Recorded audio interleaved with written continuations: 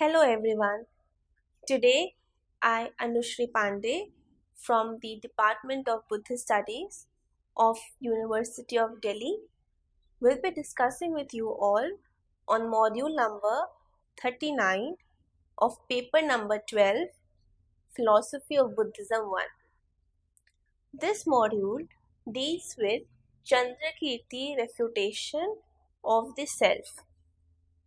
After going through this module, we will understand about the meaning of the self, the Buddhist view on self, the development of the Buddhist theory of selflessness, and also how Chandrakirti refuted the concept of self. So, let's begin. Firstly, as we all know, Buddhism was started by Lord Buddha around 6th century BC.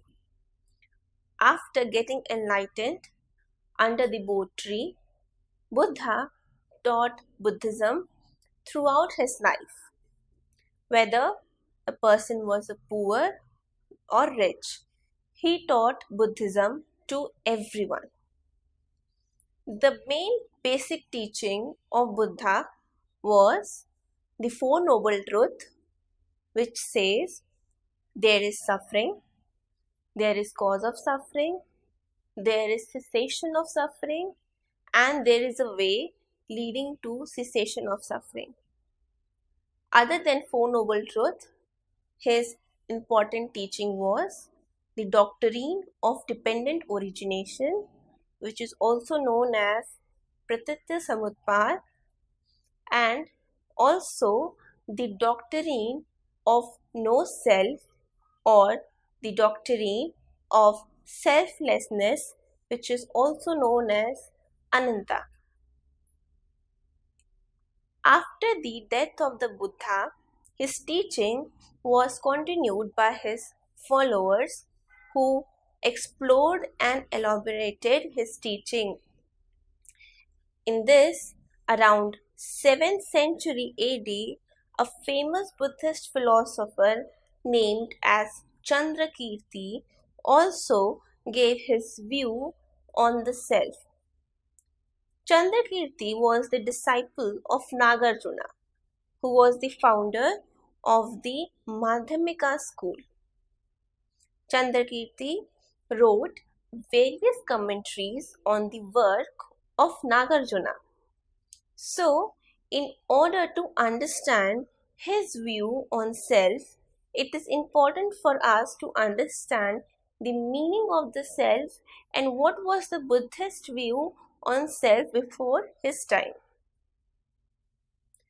Generally, the term soul or self or Atma in Sanskrit is indicate a permanent or everlasting absolute entity which is found in every individual.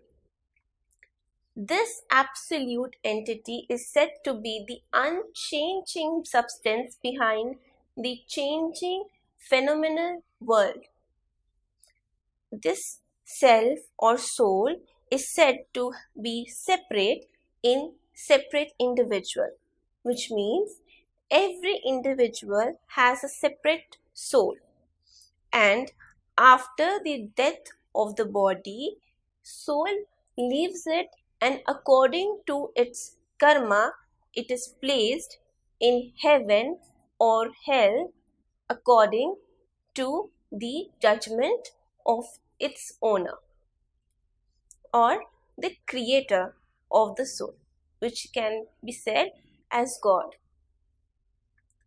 Some philosophical or religious school like Advait Vedant believes that self is found in different individual and it takes numerous birth unless and until it does not get completely purified and gets one with the Supreme, which is also known as the Brahman. And it is from Brahman only where the self was initially originated. This soul or self, which is found in an individual, is said to be the feeler of feelings, the thinker of thoughts, and also the receiver of various kinds of punishment or reward according to their karma. But according to Buddha, the such concept of God or self is merely an empty or false concept. Such concepts are so much deeply rooted in a man that many philosophical schools developed various theories on such concept. Due to this concept became more closer and nearer to every individual in the society. As a result, no one was ready to hear anything against the concept of self, soul, and even the concept of God. Buddha knew this very well that his teaching was against the current flow of the society because his teaching never supported any kind of fear, ignorance which is found in a human being. It is because such feeling of ignorance or fear gives rise to the quality of weakness in him.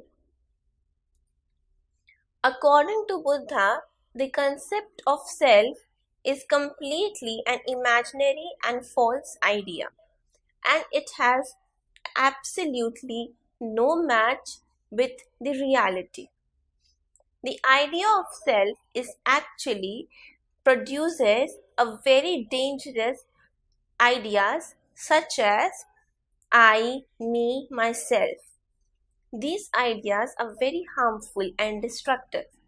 Because of such ideas, selfish desire or carving gives rise, and these things gives rise to the birth, rebirth, death, and other kinds of suffering which is suffered in a human life. And later, these things also becomes the root cause of all the troubles which happens in this world, whether it is a small conflict between an individual or a big war which takes place between two nations. So, Buddha realized this idea of self is very dangerous. He explains that how this idea of self and even the idea of God came in a human being. According to Buddha, the idea of self or the idea of God is the result of two psychological ideas which are innate in man.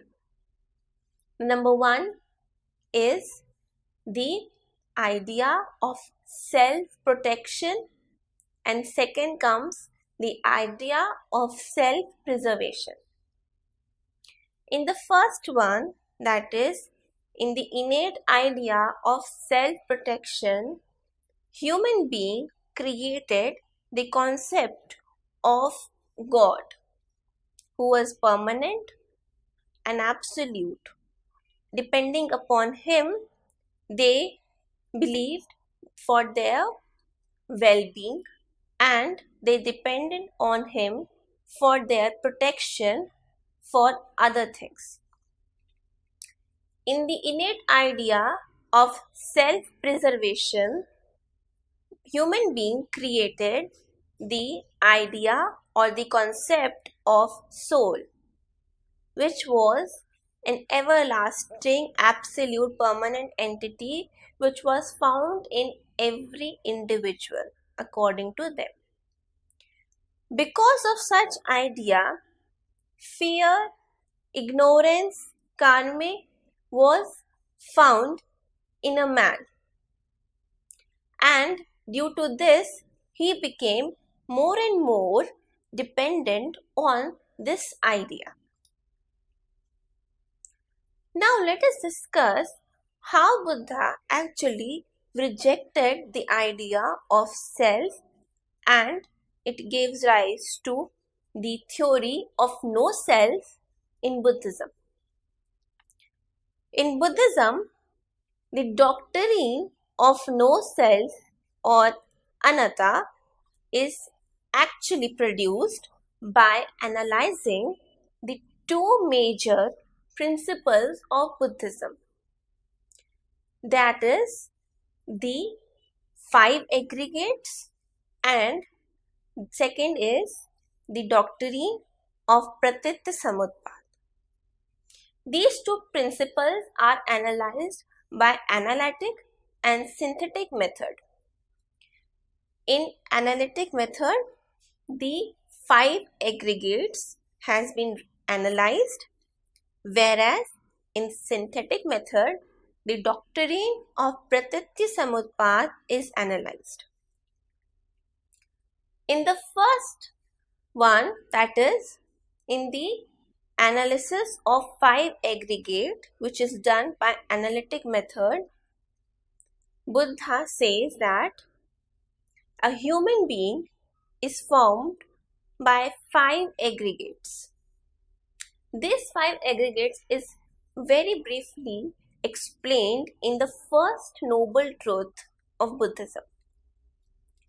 These five aggregates are: first one, matter; second, perception; third, sensation; fourth, mental formulation; and finally, consciousness. So, when we analyze these five aggregates, we realize that a human being is made up of these five aggregates only. There is nothing beyond these five aggregates. Therefore, there is nothing soul, because it is not present in five aggregates, and since nothing exists outside this aggregate, so there is no self. So this is how Buddha denied the concept of self in the analytic method. Now next comes the synthetic method. In this method, the doctrine of dependent origination, which is also known as Pratitya Samutpad, is examined. According to this doctrine, there is nothing in this world which is permanent, which is absolute, which always exists.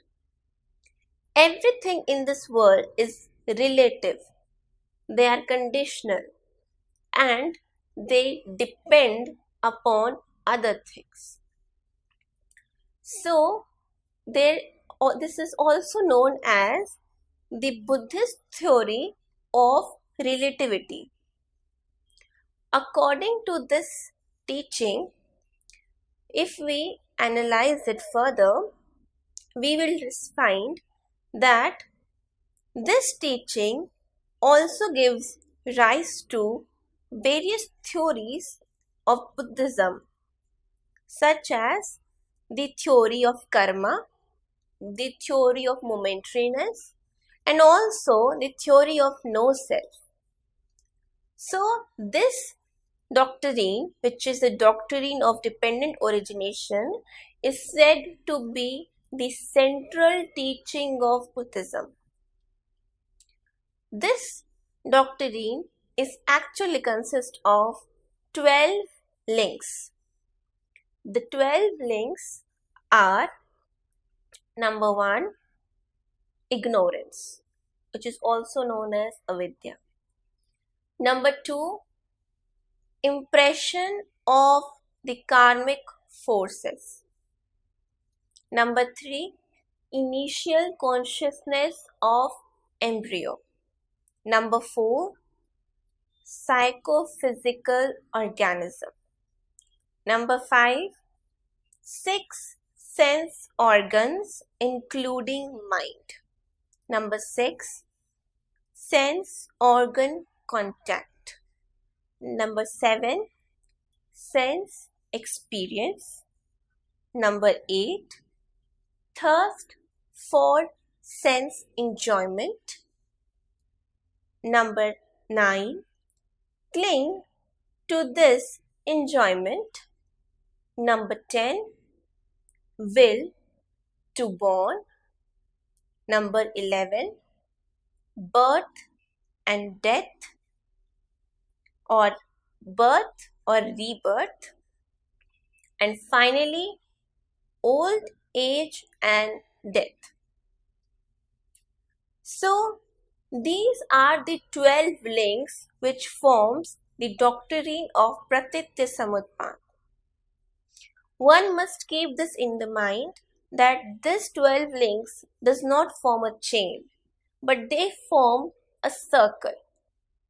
So, this is also known as the Dharam Chakra or the Bhav Chakra. In this circle, the first 2 link is associated with our past life, and the last 2 link is associated with our future life, and rest all link, which is found in the middle, is associated with our present life. So, according to this doctrine, everything in this world is relative. They are interdependent on other things, or they are interconnected with other. There is nothing in this world which is absolute, which is completely independent from others. Everything in this world is dependent. So, there is no first cause, because every cause is dependent upon some other cause, and every cause gives rise to an effect which later also becomes the cause for some other incident. So, by analyzing this theory with the help of synthetic method, we come to the conclusion that there is no concept of self which is established in this, because as other religious school has explained the self as a permanent and everlasting entity, here it has been proved that there is nothing in this world, whether in an individual or outside an individual, which is completely independent. So, depending upon this, Lord Buddha says there is no self which is an immortal substance. So, the concept of self is only a false belief.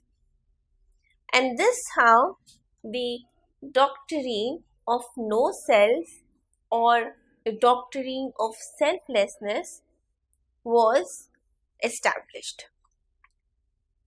Now, here comes the question that if there is no self in this world, then why we use expressions such as I, you, myself in our everyday life?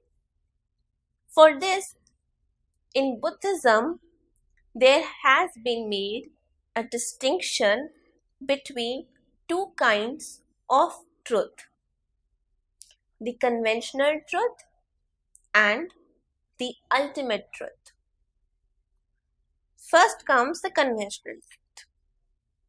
According to this, when we use expressions such as I, you, being, an individual in our daily life, it is because of the convention, the customs we have made to show an individual as a separate entity.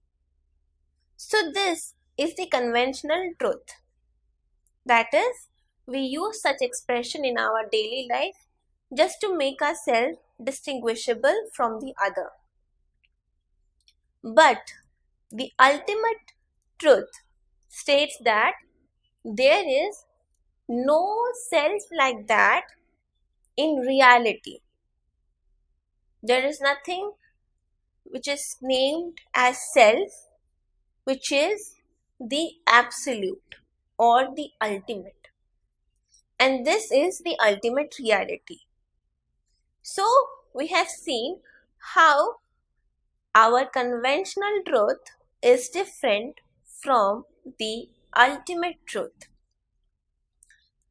This difference is very important in Buddhism because it helps one to not to get confused between the usage of such expressions in our daily life with its actual meaning in the real life or the ultimate truth. According to Buddha, there is no self outside a man or inside a man. And in order to support this view, he gave 3 quotes. These 3 quotes are: number 1, all things in this world are conditioned and impermanent. The second one is, this conditioned thing is dukkha, suffering or misery. And the last one is, all the dharma are also without any self or soul. Dharma is the most important concept in Buddhism. There is no wider concept than dharma in Buddhism. There is nothing beyond this dharma. Everything in this world, whether it is conditioned, relative, or unconditional, or unrelative, which is absolute, comes under dharma.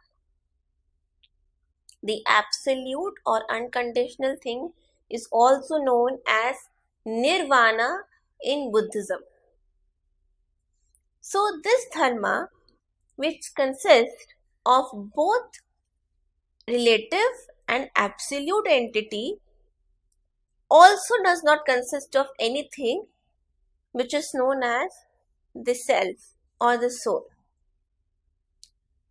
This view on dharma is also maintained by the 2 major sects of Buddhism, which are the Mahayana and the Hinayana.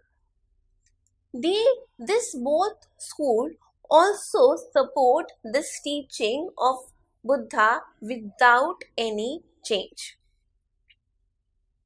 So, we saw that there is no concept like self in Buddhism.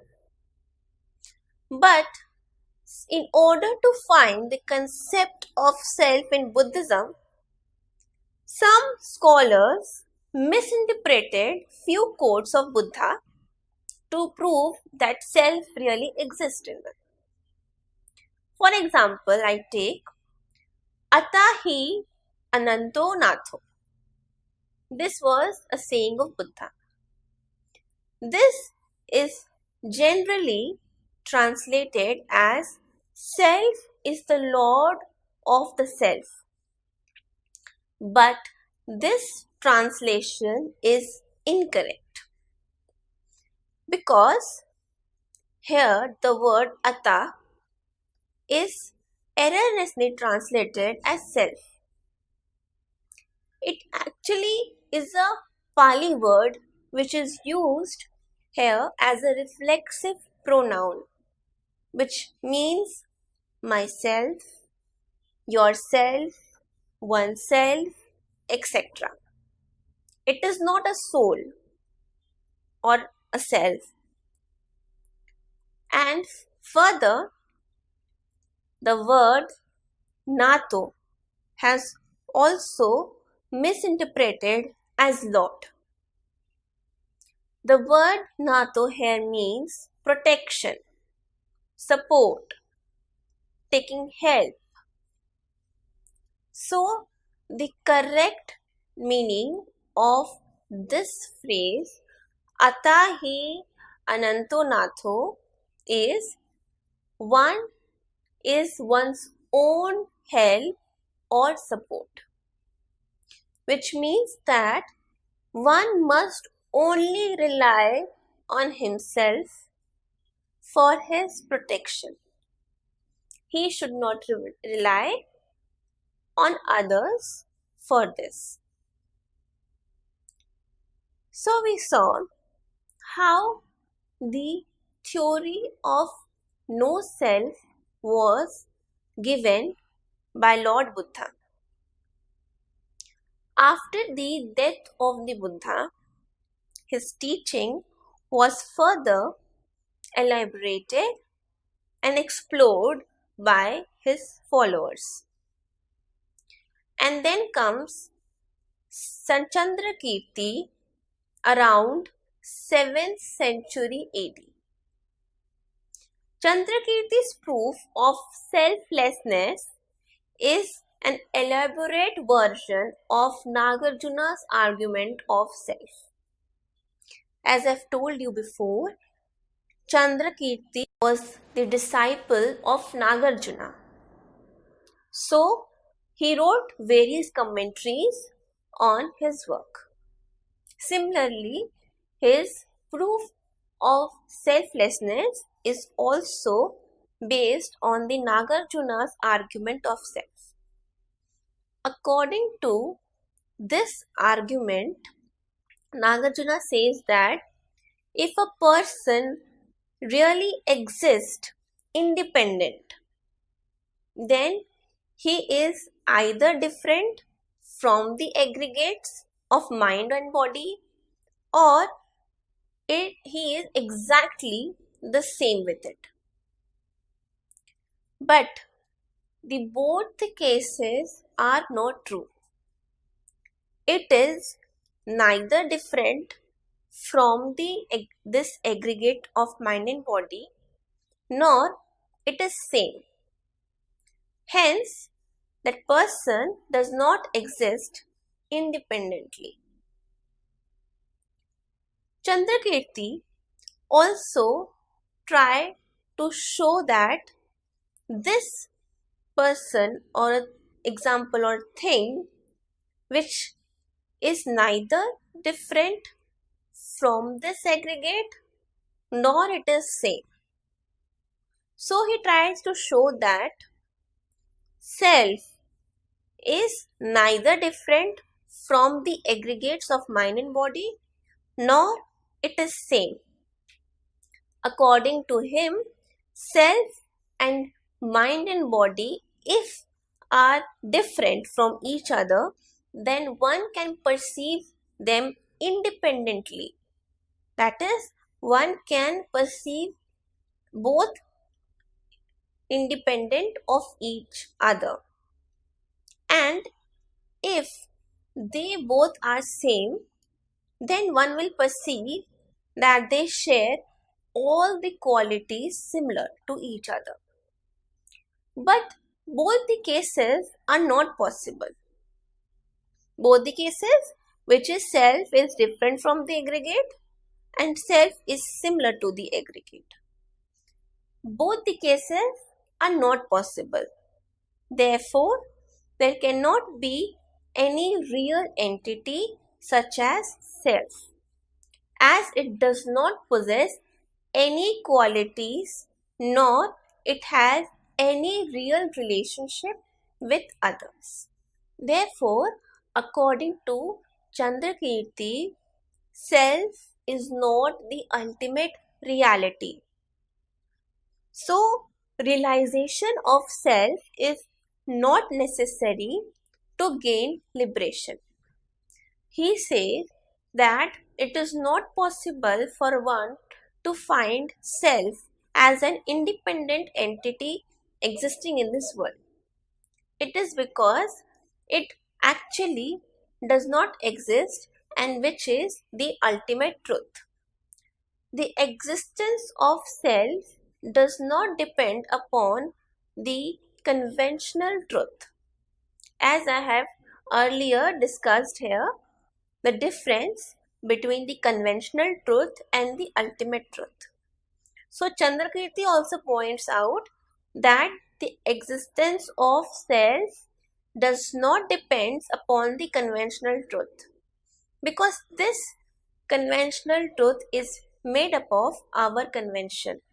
It is made up of our customs in order to identify an individual as a separate from other individual. But in reality, there is no self like that. So this was the Chandrakirti's view on self. So we saw how Chandrakirti also did the refutation on the idea of self. So let's have the further discussion on this concept of self. Sometimes people take the meaning of self as a mind or consciousness. But this is wrong, because according to Buddha, our body is always in the state of flux. And so is the case with our mind and consciousness. The changing of the body is slow compared to the changes which takes place in our mind and body, in our mind and consciousness. Our mind or consciousness changes rapidly every moment and every minute. It is very fast compared to the changes which takes place in the body. So Buddha says one should only limit the self to the physical body and should not go towards the mental or the consciousness.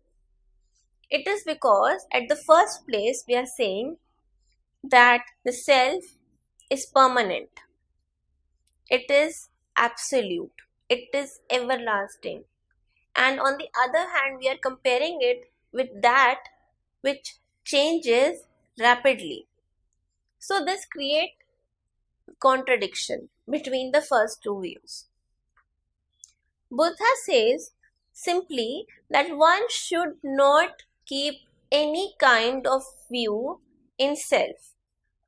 One should not have an affirmative view, that is, I have self, nor one should have a negative view, which means I don't have a self.